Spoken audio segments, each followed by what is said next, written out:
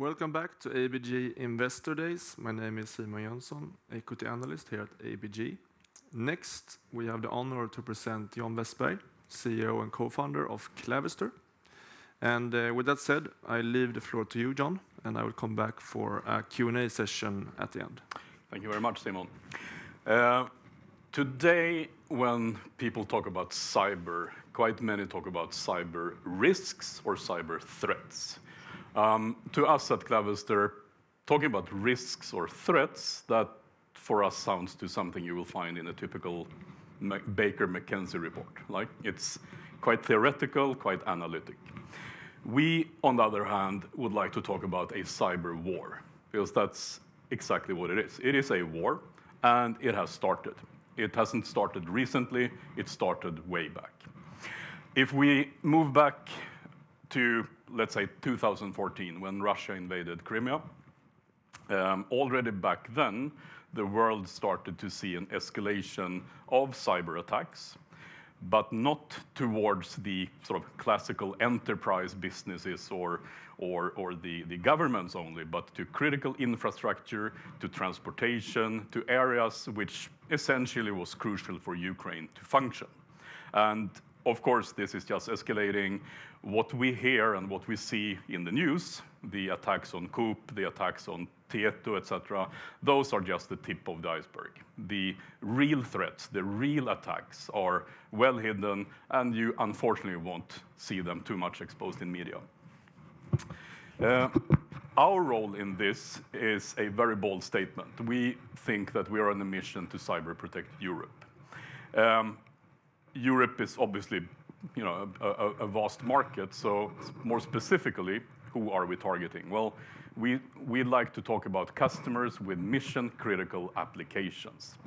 That meaning customers that have quite a big asset to protect. They have a function in society where a successful cyber attack has quite dire consequences. If we look at the typical matrix of industries, of course, any industry is subject to a cyber attack, be that the textile company or the school, or my favorite example, the local optician, where a cyber attack can have a devastating effect even for the small business, but the consequences stop there. A couple of customers, the local, the small companies, P&L, that's the effect, no more, no less. If you look at the upper right corner, you see industries where the effects of a cyber attack are much, much more dire. If a large Swedish state-owned agency, Försäkringskassan, as one example, would be subject to a cyber attack, you would have millions of Swedish people not being able to carry out their applications for sick leave or parental leave or what it might be. If you look at the defense sector, highly relevant in these days, a successful cyber attack is literally able to kill people. That's where you have the toughest consequences and the highest ability and willingness to pay for cybersecurity. So what you see in that blue ring over there is Clavister's focus areas since some years back. One of the reasons why we decided to focus strongly on those areas is our technology origin. So we take great pride in that all our technology is researched, developed, implemented, designed, and built in Sweden. Now, why is this important? Well, of course, because of the Swedish engineering tradition, you see typically people associate Swedish technology, Swedish engineering with quality, reliability, innovation, and so forth. That's all good, but it's also another geopolitical aspect to it. If you look at an investment from a public sector agency or a defense company or any other mission-critical type of customer, if you are to choose between a European technology or a US technology, Israeli technology, Chinese technology, or even worse, Russian technology, it's quite clear that in order to protect Europe, you need European technology. This was more anecdotic a few years back, but in all the recent procurements, all the recent RFPs, RFQs we are involved in, the question on technology origin is real. European customers prefer European technology, and Clavister is one of the few European companies. So we take a lot of positioning and a lot of pride, of course, in that everything is developed in Sweden. If we look at one aspect of it, reliability as one practical example, our products typically have a lifespan of 10 plus years. We have examples of customers who are running our products non-stop for over 10 years. This might not be that relevant for the local optician, but for a infantry fighting vehicle running in Donbass, it's quite convenient that the product is still running when you need it. Speaking about geography, this is how we're located today. Again, the vast majority of our team is in Sweden. Headquarters is in Örnsköldsvik. We have a site here in Stockholm and a smaller site in Gothenburg as well, and some sales structure as well in Western Europe. What's more important, however, is the reach that we have from our partner network or through our partner network. So in most part of Europe, all the dark blue parts, we have a partner network with over 500 reseller partners today. So literally almost anywhere in Europe, if you want a Clavister product or solution, there is a reseller or partner there to help you. And they are highly qualified, they are trained with certifications and so forth. Some examples of customers or industries that we are helping. Of all those industries you saw in that the blue circle, we have picked 4 to focus even more. Public administration, public agencies, regions, municipalities, and so on, quite obvious. Critical infrastructures, we mainly mean energy and utility companies, energy grids, energy providers, utility companies, water treatment plants, and so forth. Defense, which I will come back to, and telecom. All industries and customers that are highly relevant for a functioning society. And again, a cyber attack towards one of these has severe consequences. Some examples of what we're doing. One case study is with Germany's second largest energy provider, RWE. They had a challenge a few years back where they had acquired many green energy power plants throughout the entire Germany and parts of other parts of Europe as well. Now, they needed a way of connecting all these power plants, be it solar plants or windmills and so forth, and doing that in a controlled manner, secure manner, reliable manner, plus the benefit of having European technology. So after a procurement process, they decided for Clavister. And in each and every power plant across Germany, Clavister products are installed, communicating back to the operating center in Düsseldorf. With this structure in place, they are effectively monitoring and running all the power plants 24/7 without local staff on site. Very effective solution, obviously.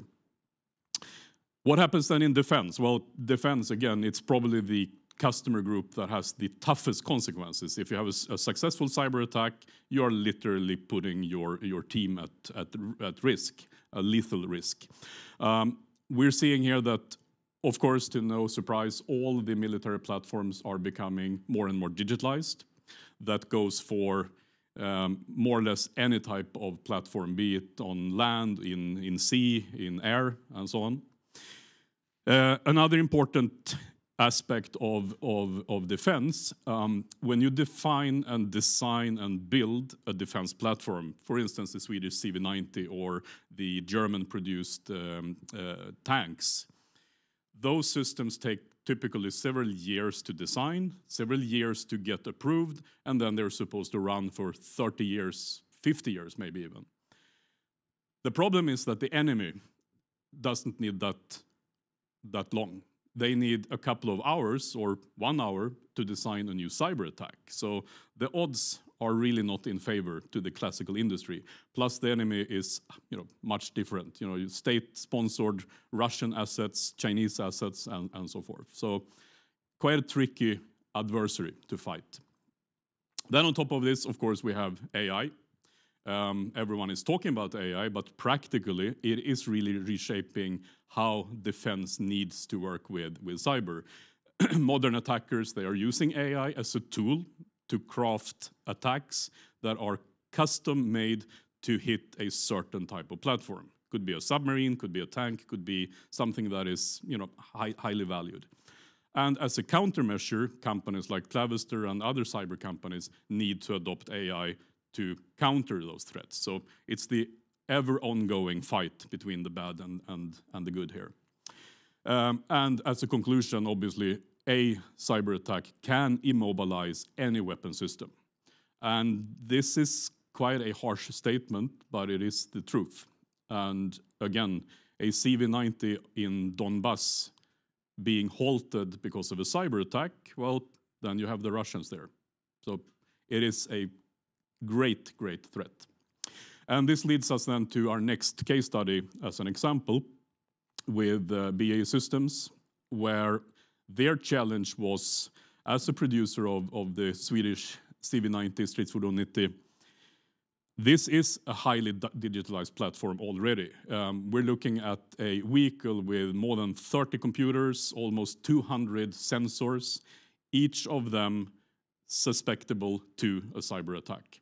So knowing that, realizing that the future of the of the battlefield is not only the physical battlefield, it is the digital battlefield as well. So with dialogues going on for quite many years, BAE Systems decided to work with Clavister to resolve those challenges, to have security solution in the vehicles that could, combat cyber attacks, also being NATO compliant, looking ahead, realizing that the CV90 is becoming and has already become a great export success to other NATO countries. So any security solution needs to be NATO compliant.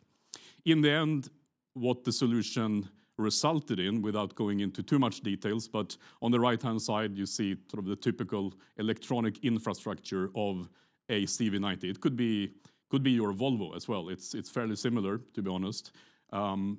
And in each of the CV90 vehicles, there are 2 to 3 Clavister products, physical products running the Clavister software, doing active cybersecurity and active monitoring in each vehicle.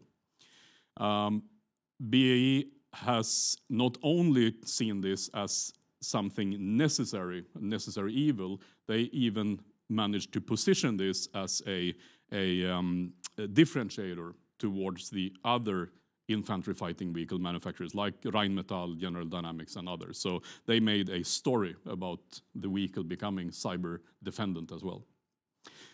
As a final case study, an example of what we're doing in the telecom field, we are highly active in supporting mobile operators with security for 5G.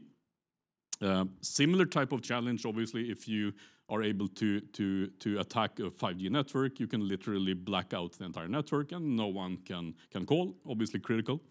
So in UK, we have Hutchinson-owned 3. They are currently Clavister's largest mobile operator customer. They have several hundreds of our products being deployed in the UK. And when they are now building their new 5G standalone network, one of the largest in Europe, they've chosen Clavister for the full rollout for security. Protecting not only the network from hackers, but also the network from other mobile operators. There are 800, 900 mobile operators in the world, and you can't trust everyone. So you need security in very many aspects of a modern telecom network. How do we scale the business? This example here is on defense, but we have a similar go-to-market strategy for all our businesses. So it starts with the partner. We need to get scale from our partner network. In this case, BAE Systems is our partner, where we won a frame contract for integration into the CV90, also into the bandwagons, the BVS10. Those are less digitalized yet, but that's to come. So far, we've been included in the 4 most recent nations who are deploying the CV90. So that goes from the Norwegian Army to the Dutch Royal Army, and the most 2 recent wins for BAE Systems, Slovakia and Czech Republic. In the pipeline, it's quite a massive pipeline, to be honest. And you've seen probably the news just the other day, where Sweden is acquiring more CV90s, Denmark is acquiring and upgrading CV90s. Ukraine has a strong demand, obviously, and they're talking about up to 1,000 CV90s for Ukraine alone. The scalability in this model comes not only in that dimension, it comes from us working with more partners, obviously. We have a design win with General Dynamics in Spain.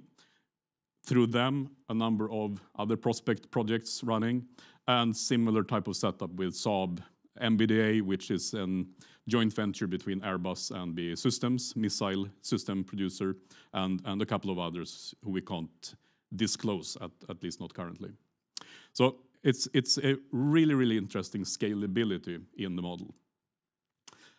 How have we then, as final 2 slides, been performing so far? We've been on a growth trajectory for the last few years. The company is still quite old, but for the last few years, it's been a growth journey.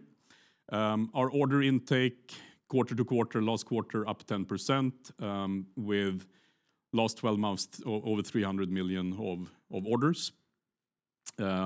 As we speak, roughly 250 million of order backlog. This has translated to quite a nice and steady net sales growth over the last years. So 21% growth last quarter, year-over-year. More importantly, potentially from an investor point of view and a valuation point of view, a big part of our revenues are software recurring revenues.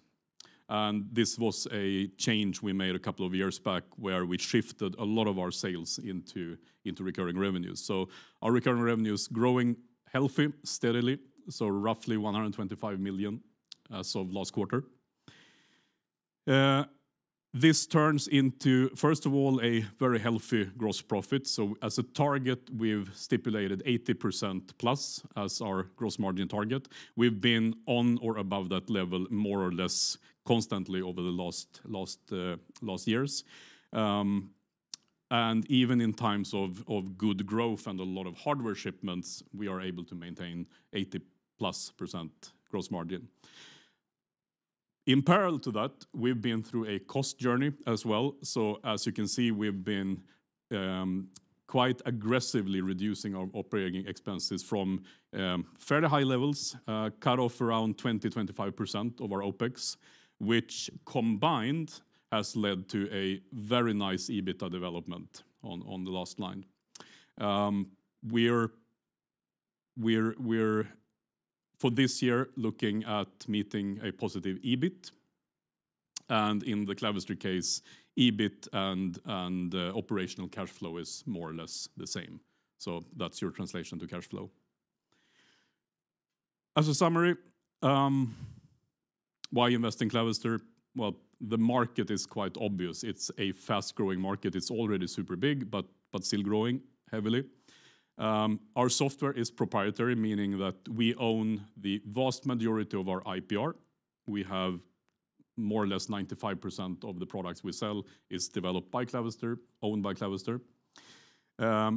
Even though I spoke about, quite some large companies, large customers here, the fact is that our portfolio of customers is spread over 20,000 recurring contracts. So the base business is, quite low risk. It's stable, it's growing, and there is no single customer today with over 10% of our revenues.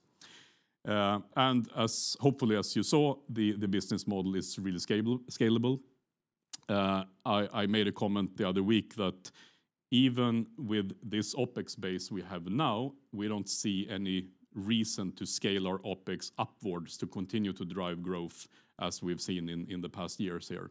At some point in time, of course, OpEx needs to grow again, but not in the next near future. And finally, the team with 120 people, low turnover of staff in Clavister, which means that the average skill set, the average experience is many years. And that includes the board of directors as well. I think I'll stop there and leave back to you, Simon, for questions. Thank you, John. And I want to start with the core business, because the ARR and the software business is still your bread and butter. It's not the large defense order that you have secured. So maybe you can just start with elaborating a bit what you think will drive that growth coming years, and how much can it grow? Absolutely. So just as a background, in what we refer to as our base business, we have essentially two areas of solutions. We have our firewall solutions and we have our identity solutions. The identity solutions comes from a company we acquired some years back. And as you mentioned, Simon, these two businesses, they provide the vast majority of our recurring revenues today, and they are distributed over some 20,000 contracts. We've been focusing in the past years, we've been focusing that business on public sector, on energy companies, again, companies or customers that have a strong need of cybersecurity. So the growth potential we see there comes essentially from, I would say, two vectors. One being the underlying market growth, the demand in those areas. And the second comes from our geographical distribution, if you like. So, for instance, our IAM, our identity solution sales, has up until this point been mostly focused in Sweden and is still generating some 50-60 million of revenue, majority being recurring. As you saw on the map, we have a partner network across Europe where most of, if not all of those partners outside of Sweden, they have not yet picked up our identity solutions and started selling them in the respective countries. So that's another growth potential to scale geographically as well. Again, with the partner network, so without the need for us to invest in sales headcount. The partners are already in place. And I think that base business was growing some 13% last quarter. We're not exposing the individual segments, but all of them are growing and growing healthy. Yeah, but do you think that that kind of growth can be sustained for that? Absolutely. Yeah. That's where we have the majority of our customers, numbers-wise, and I mean, the underlying growth, the underlying demand is just increasing. And we see more and more proof points that with the focus journey we've been through the past few years, we see the effects coming now in the growth. Do you think we can go back to the CV90 orders that you showed? Because I have a follow-up on that. You have secured a few large orders now. Yeah, exactly, as you can see here on the right. How should we think about the potential of the orders that you highlight here? They could be potential orders, but also broader. How can we put the orders you have secured into perspective of the total potential pie of orders? Absolutely. So, I mean, to start with, one important aspect to bear in mind here is that there is a saying in the defense industry currently that before Russia invaded Ukraine, there was a lot of time but no money. Now there is a lot of money but no time. Why is that important for us and for the defense industry? Well, that literally means that previously customers, nations, individual Ministry of Defenses, they had the luxury of custom design any weapon system that they desired. And the CV90 was no exception. Each and every country had their unique specifications. That time is over. There is literally no time to do changes like that. They need to buy things that are existing from the shelf, which means what has been configured and designed for Holland, for instance, for the Netherlands, that is what is available. That is what Sweden has to buy. That is what Norway has to buy, Denmark and Ukraine has to buy.